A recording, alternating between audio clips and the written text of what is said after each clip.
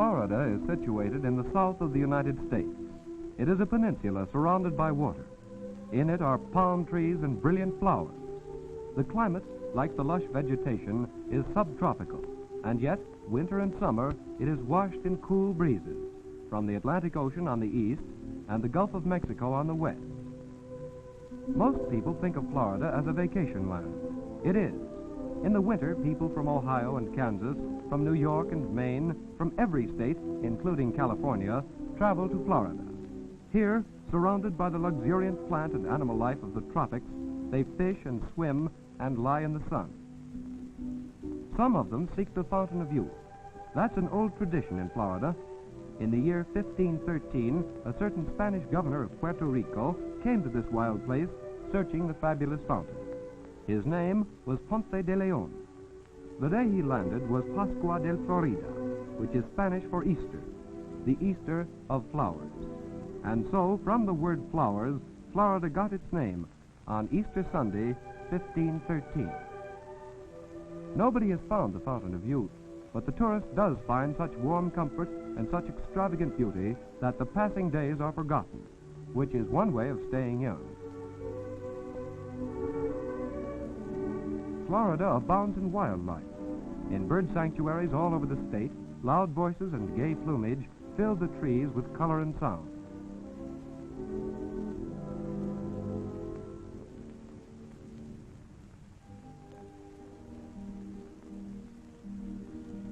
These are flamingos, certainly a colorful addition to the tropical landscape. As their color might indicate, they are nervous and excitable, especially since they've only recently been imported to this country.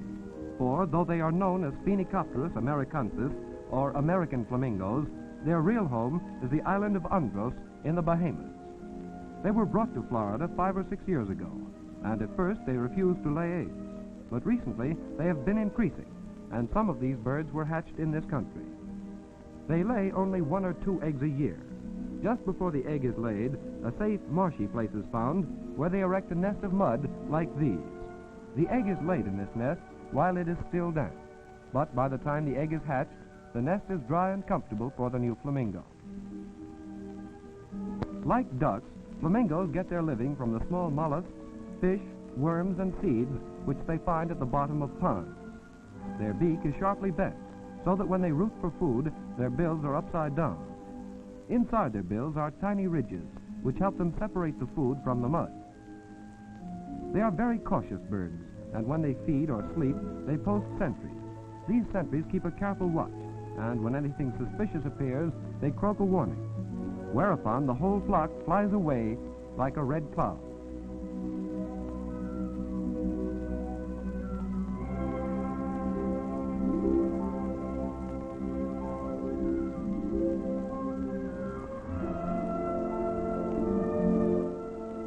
And always there is the background of wild green jungle, a jungle with creepers and deadly moccasins and vines and curious flowers, flowers such as you might find in the heart of tropical Africa.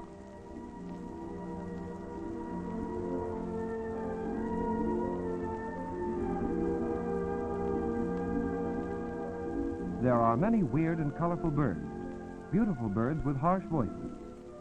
These are egrets in a sanctuary. And these are macaws.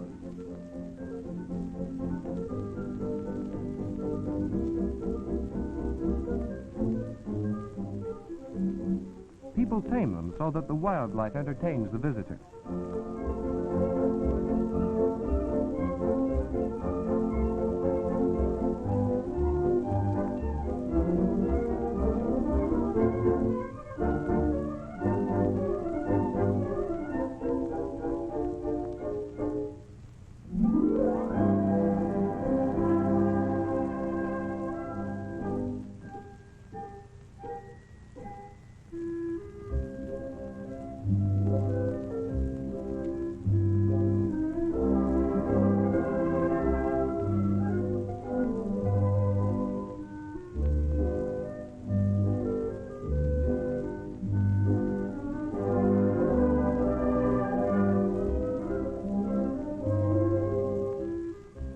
The cockatoo is ignored and feels insulted.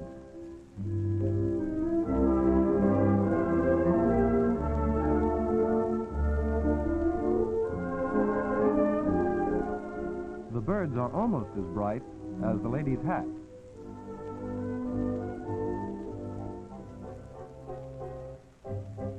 Typical of Florida towns, as the tourist knows them, is Palm Beach.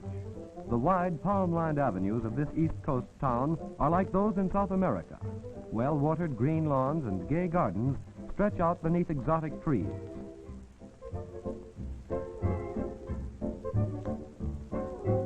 The Gulf Stream Golf Club, with cool arcades and verandas. Lovely houses, a jewel of a place beneath blue skies beside a blue sea. Luxurious.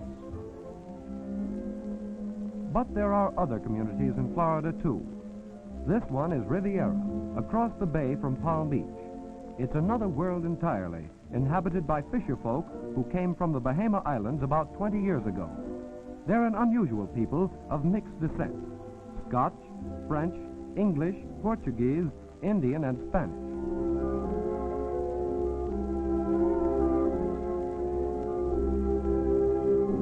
It is a unified community, proud of its small mission. Mostly their living comes from the sea. The men spend their time fishing or fixing the boats and nets. They're excellent sailors and do their own boat building. When the catch is good and the market is high, they live well. When the catch isn't good, they don't live so well. Just plain Americans trying to get along and having a pretty tough time. When the men are out fishing, the women aren't idle. After the housework is done, they work at a craft, a simple craft. Their skill has been handed down to them for generations. From the materials at hand, they make things like baskets, hats, pocketbooks, and table decorations. Palmetto in the nearby swamps is one of their materials. At the time of the new moon, while the new shoots are pliable, they cut them off. They never cut the same tree twice, a tradition which saves the tree for the next year. Then they call the boys in to help strip the palmetto tops into convenient widths.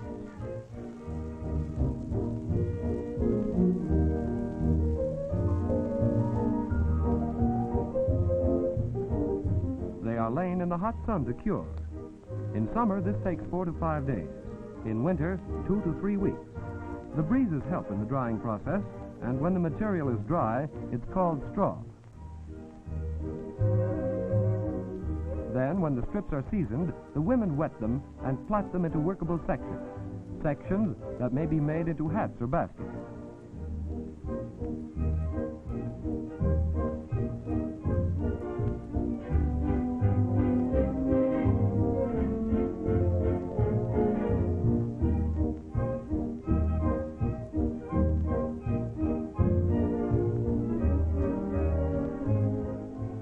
Some of the friendly people who live in Palm Beach nearby come and help them. They show the women how to make different kinds of hats. And more important, how to make them stylish so people will buy them.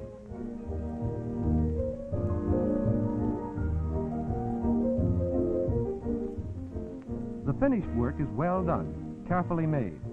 Smart pocketbooks, knitting bags, and shade hats.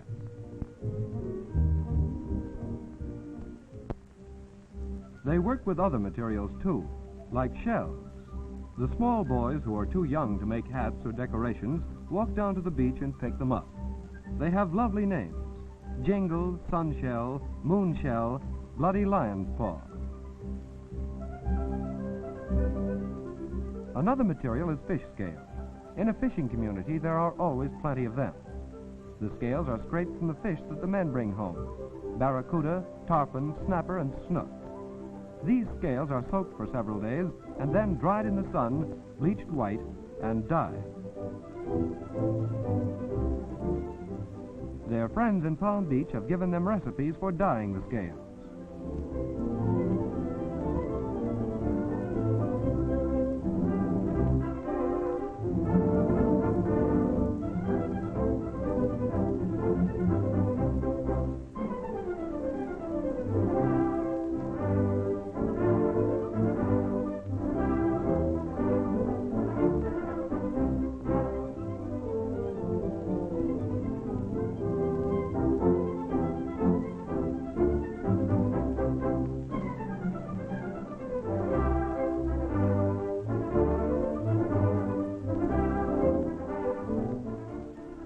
They drill the shells and scales, snip up bits of wire.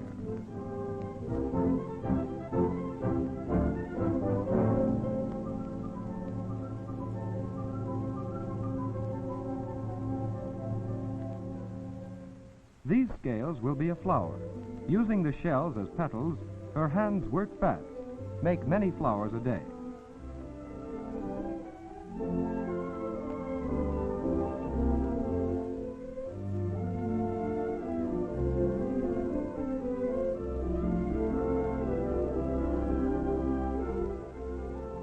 The leaves are usually made of scales, the flowers of shells. These plants have a simplicity and decorative beauty that reminds one of Chinese art. They make charming table decorations, permanent, colorful.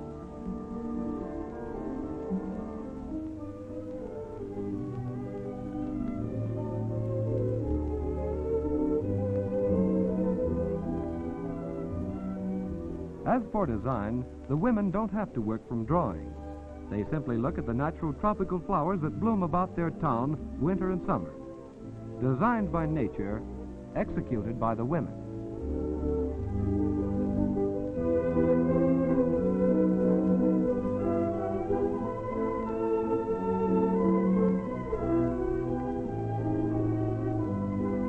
This branch is translated into shell and fish scales.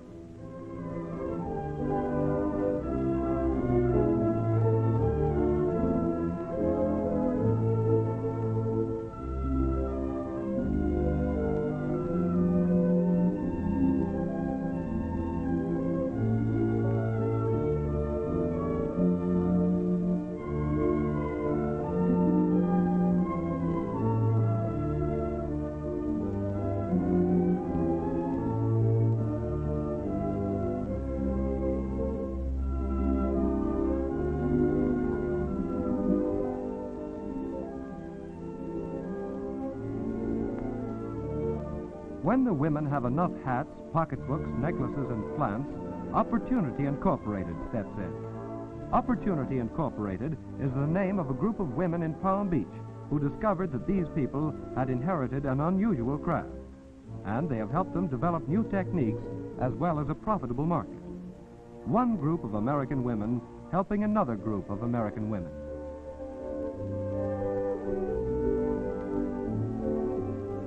And so this small community in Florida is becoming busy and more independent.